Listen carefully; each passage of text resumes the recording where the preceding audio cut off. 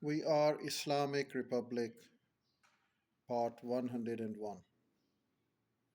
How important was the 1956 Constitution? There was an attempt to launch a constitution in 1954 by Muhammad Ali Bogra, which was bulldozed by Malik Ghulam Muhammad, the Governor General.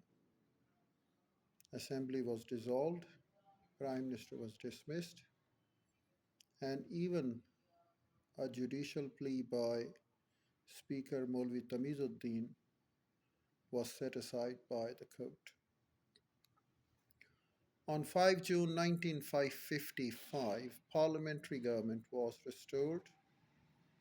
In August 1955, Bogra was sent back to Washington as an ambassador, and Chaudhry Muhammad Ali, a former finance minister, was appointed prime minister. He contributed to the drafting and passing of Pakistan's new constitution in February 1956.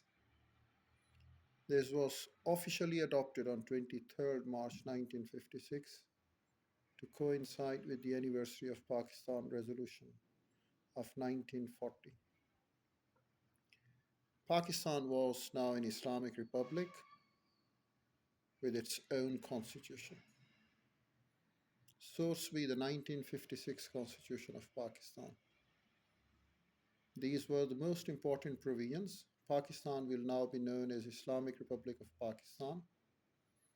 All citizens shall be equal before the law, and independence of the judiciary shall be granted. The president shall be a Muslim over 40 and shall be elected by the central and provincial legislatures.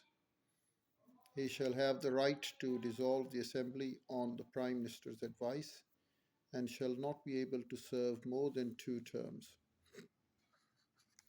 The president shall appoint the prime minister and cabinet, but only members of the National Assembly can be ministers.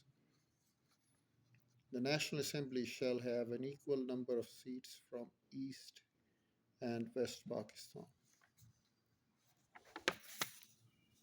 If a bill is passed by the Assembly, the President shall have to give his consent within 90 days. If he refuses, a two-third majority is required to force the President to sign. The President shall have the power to pass ordinance when the Assembly is not in session. The provinces shall have a legislative assembly and a governor appointed by the President. Provincial autonomy shall be recognized in most areas except in defense and matters of national interest. The Constitution shall only be amended by two-thirds majority in the Assembly. In addition, it was decided that Pakistan would remain a member of the Commonwealth. It was agreed that both Urdu and Bengali would be the official languages of Pakistan. However, it was accepted that for the following 20 years, English would remain the actual official language. After many delays, Pakistan finally had a constitution. However, it did not solve the political problems. The constitution promised a parliamentary system of government, but at the same time, the president held the powers to interfere or even to suspend the assembly.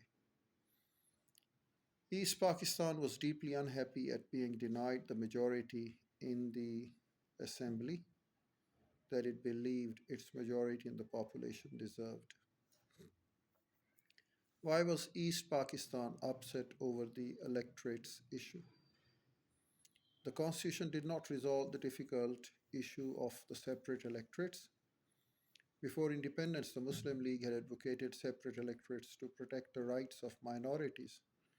Because of the distribution of Hindu votes in East Bengal, the Hindus could control about 142 out of 309 seats. Under separate electorates, they would only be entitled to 70 seats. When in April 1957 the National Assembly rejected separate electorates, it simply added to the anger and frustration of many East Pakistani politicians. One unit joined together four provinces of West Pakistan.